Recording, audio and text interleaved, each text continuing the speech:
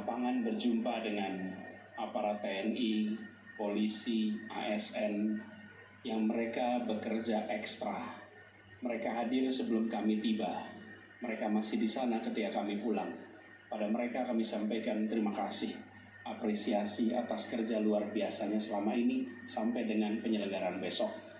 Dan kami semua menunggu, mengharapkan semua bekerja dengan netralitas, semua bekerja dengan penghormatan atas proses pemilu yang jujur, adil, dan berwibawa. Dalam kesempatan debat tadi, kami menyampaikan gagasan tentang negara yang hadir untuk melindungi, memerdekakan, meningkatkan derajat rakyat untuk merasakan adil makmur bagi semua. Kami ingin negara hadir dengan rasa cinta kasih, rahman, rahim, welas asih yang merangkul semuanya, memberikan rasa tenang kepada yang paling lemah, memberdayakan yang di tengah, dan mengayomi juga bagi yang besar. Tapi juga negara yang tegas, negara yang bertindak keras kepada siapa? Kepada mereka yang koruptif, kepada mereka yang mengambil keuntungan dari ketimpangan, kepada mereka yang komprador. Negara yang tidak lembek berhadapan dengan para pelanggar hukum dan pelanggar etika. Itu yang kami sampaikan tadi, dan kami berharap rakyat Indonesia pada tanggal 14 Februari besok akan memilih dengan menggunakan hati nuraninya. Ada mesin-mesin yang beroperasi untuk melakukan upaya-upaya yang mungkin bertentangan dengan etika dan prinsip-prinsip hukum.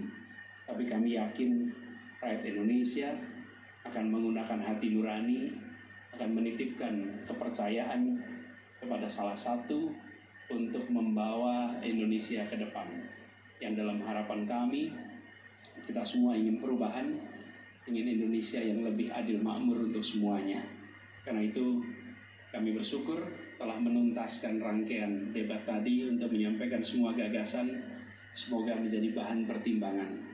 Dengan segala kerendahan hati, kami berdua menegaskan bahwa ketika amanat diberikan, ketulusan, pengabdian, keseriusan akan menjadi pegangan dalam menjalankan tugas. Terima kasih atas kesempatannya. Insya Allah kita semua mendapatkan kemudahan di dalam mengubah Indonesia menjadi adil makmur untuk semuanya. Terima kasih. Baik, terima kasih Pak Anies. Jika ada yang mau bertanya. Oke. Reza dari iNews TV, Mas. Debat pamungkas berharap berlangsung panas, namun terjadi malah lemas. Pak Anies pun seperti namanya sangat manis. Debat pun banyak yang menyangka seperti rapat karena terlalu banyak kata sepakat. Yang saya ingin tanyakan di sini bukan lebih kepada substansi, tapi strategi.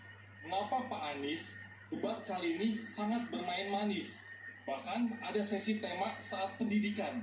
Kalau kita melihat perjalanan debat, Pak Anies seringkali tidak bisa dipungkiri Pak Anies selalu bermain menyerang. Ketika ada sesi pendidikan, mungkin ada waktunya juga, katakanlah Pak Anies menyerang dalam sesi pendidikan etika. Itu tidak ada dalam Pak Anies kali. Langsung ke pertanyaannya aja.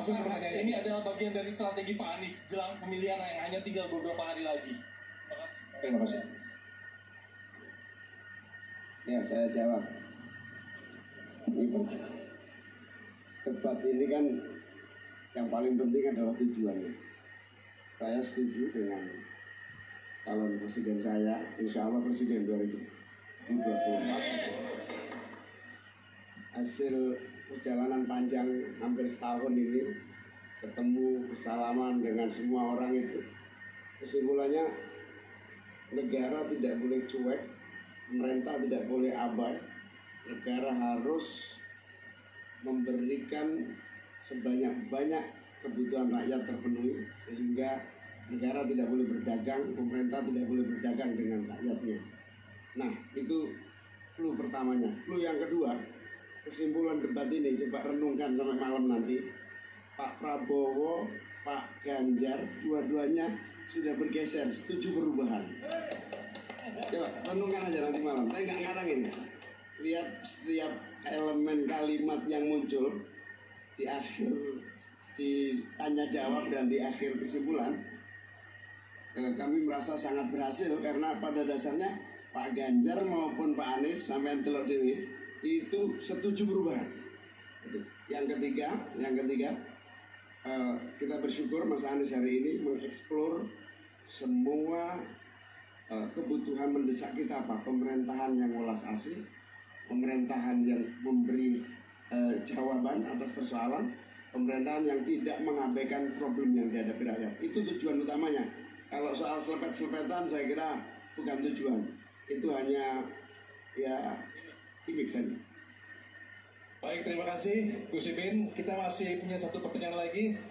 TV penyelenggara 3 menit. Izin Pak, Kezia dari TV One. Menurut Bapak, apa pendapat Bapak mengenai kekurangan tenaga kesehatan yang ada di daerah-daerah saat ini dan bagaimana mengatasinya? Menurut versi dari Paslon 01, seperti apa? Terima kasih. Ini pertanyaan panel debat lagi. Ini, ketika kita berbicara tentang kekurangan, maka pada saat yang bersamaan kita menyaksikan kelebihan. Jadi harus memperhatikan distribusi yang merata. Tempat yang kelebihan dibuat regulasinya agar bisa mengisi tempat yang kekurangan. Jadi meskipun kita nanti harus lihat per bidang, per spesialisasi, itu harus lihat datanya. Tapi intinya adalah kita menginginkan dua, soft infrastrukturnya, tenaga medisnya, dan hard infrastrukturnya, fasilitas kesehatannya, dua-duanya harus merata. Prinsipnya itu kira-kira. Dan kami tadi sampaikan bahwa kita ingin rakyat Indonesia menyaksikan gagasan yang dibawa. Dan gagasan inilah yang rasanya tadi kami sampaikan semaksimal dipahami dengan baik oleh rakyat Indonesia yang menonton debat tadi. Baik, terima kasih Pak Anies dan juga Gus Imin beserta